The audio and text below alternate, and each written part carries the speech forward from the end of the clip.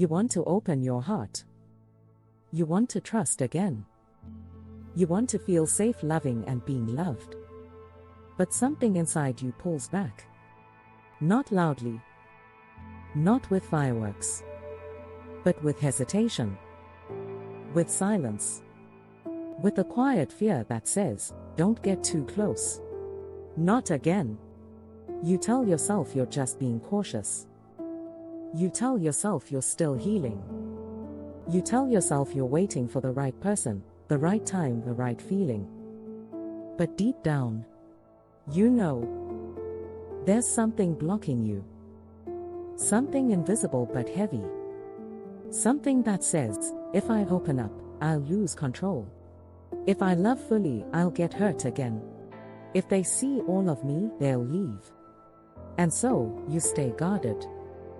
You keep your distance. You try to protect your heart, even when it's aching to connect. Psychiatrist Viktor Frankl once said, love is the only way to grasp another human being in the innermost core of their personality. But what happens when love becomes the very thing you're afraid to reach for? Today, we explore that. The 7 fears that keep you from opening your heart through the lens of Frankl's teachings. Not to shame you, but to free you. Because love is too important to be kept at a distance. Let's begin. Fear number 1, the fear of losing control. You've spent years building emotional independence. You've survived heartbreak, betrayal, disappointment. You've learned how to rely on yourself, because at some point you had to. And now, when love shows up, it feels like a threat. Not because the person is unsafe, but because giving them access to your heart feels like giving away power. Frankl taught that human beings need meaning more than they need comfort. But many of us confuse control with meaning. We think, if I can control how much I care, I won't get hurt. If I keep my walls up, I won't be blindsided. If I never need anyone, I'll never be disappointed. But in doing so, we lose the very thing we long for, real intimacy. The truth. Opening your heart doesn't mean losing control. It means choosing vulnerability over rigidity. Not recklessly, but courageously. Because connection can't grow in a cage. It needs room to breathe. And so do you? Fear number 2, the fear of not being enough.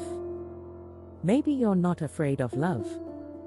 Maybe you're afraid of being loved, and then rejected. You think, if they see who I really am, they'll leave. If I'm not perfect, they'll get bored. If I let them in too far, they'll realize I'm not worth staying for. This fear is deep. And Frankl understood it well. He believed that our worth isn't defined by achievements or appearances, but by our ability to love, to choose, to act with integrity even when life hurts. But if you were ever made to feel like love was something you had to earn, this truth is hard to believe. So instead, you withhold. You minimize your needs. You try to become the version of you that seems easiest to love, and in the process, you abandon yourself. But here's what you must know, you don't have to prove your worth to receive love. You don't have to shrink to be chosen. The right person won't be frightened by your depth. They'll be drawn to it. Frankl said that love allows a person to see the essential traits in another, not just the surface but the soul. And your soul is enough. Exactly as it is. Fear number 3, the fear of being trapped. You value your freedom, your space, your rhythm. And opening your heart feels like putting yourself in a box. Maybe you've been in relationships where you lost yourself, where you gave too much, where you sacrificed your voice, your time, your needs, just to keep the peace. And now, love feels like a trap waiting to happen. Frankl warned against living reactively. He believed in choosing how we respond to life, no matter what it gives us. And here's how that applies to love. You get to choose the kind of love you allow in. You're not the person you were back then. You have boundaries now. You have awareness now. You have the right to protect your space without pushing away every hand that reaches for you. Freedom and love are not enemies. In a healthy relationship, they amplify each other. Because real love doesn't want to own you. It wants to know you and walk beside you freely. Fear number 4, the fear of repeating the past. You've been hurt before. Badly. Maybe someone betrayed you. Maybe they said all the right things then left. Maybe they made you feel special, only to disappear without explanation. And now, when something good starts to grow, you brace for impact. You wait for the other shoe to drop. You scan for red flags. You prepare for the end before it even begins. This fear is about trauma. About your nervous system remembering what your mind is trying to forget. Frankl, who survived Nazi concentration camps, believed that suffering does not have to destroy us. In fact, he said that suffering can be transformed into meaning, into strength, into clarity. So what does that mean for love? It means that your past doesn't have to predict your future. That pain may inform your boundaries, but it doesn't have to harden your heart. That even though you were hurt, you're still capable of hope. And hope is what allows you to try again, wisely but bravely. The past is a place of reference, not residence. And opening your heart doesn't mean forgetting what happened. It means choosing not to let it define you anymore.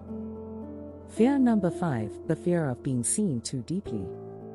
There's a kind of exposure that happens in love. Not physical, but emotional. Someone begins to see your patterns, your moods, your silence, your scars. And that visibility can feel terrifying. Because what if they don't like what they see? What if they misunderstand your complexity? What if they leave once the mask falls away? Frankl believed that love gives us the ability to see others, not as they appear, but as they are. He called it perceiving the essential. But you can't be seen if you're always hiding. You can't be loved for who you are if you're always performing. At some point, you have to take off the mask. You have to let someone see you in the moments you're not charming, composed, or impressive. That's when real love begins.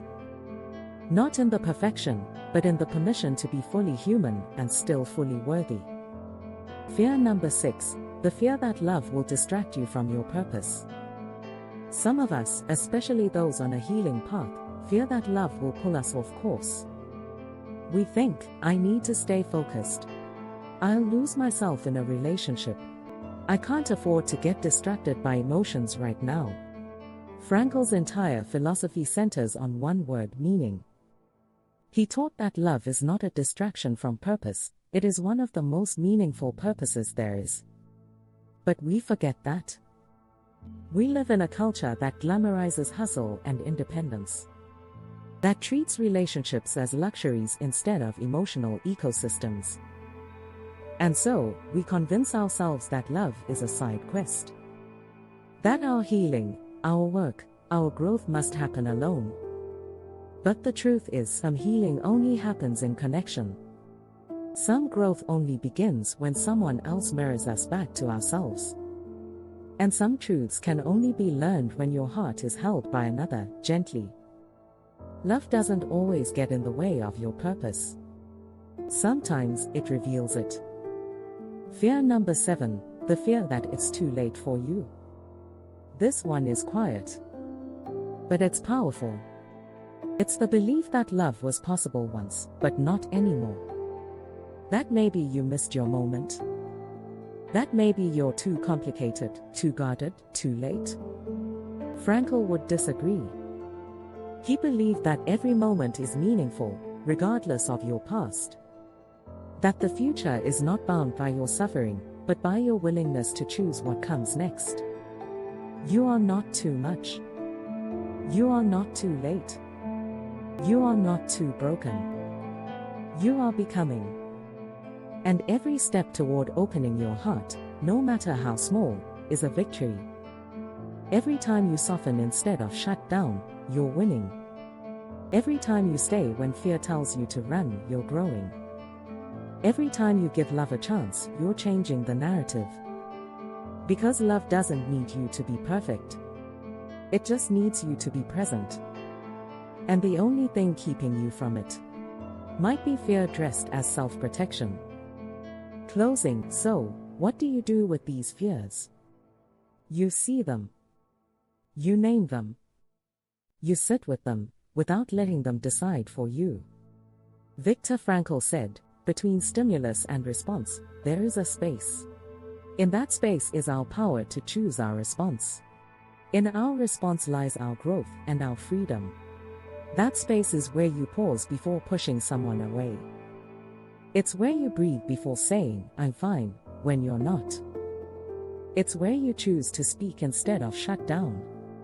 Love doesn't require the absence of fear. It requires the willingness to feel fear and still show up. Still stay. Still try. Because every time you open your heart, you're not just giving someone else a chance. You're giving yourself one, too.